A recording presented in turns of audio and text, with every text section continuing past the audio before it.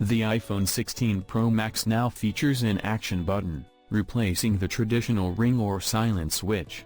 You can customize this button to perform various functions with a simple press, making it ideal for tasks you frequently use. To begin, open Settings on your handset. Swipe up to go down.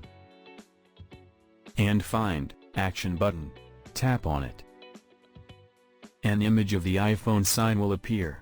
Swipe through the options to see the various functions you can assign to the new Action button, with the name of the selected action appearing below the dots.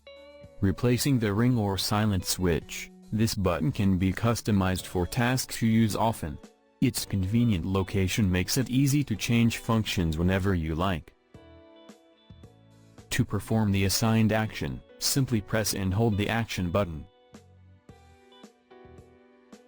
The Action button's convenient placement on the side of the iPhone ensures that changing functions is quick and effortless whenever you need. Whether you are adjusting settings or assigning a new task, the button's accessibility allows you to make changes seamlessly, providing flexibility for your most frequently used actions. So in this way, you can change Action button on iPhone 16 Pro Max.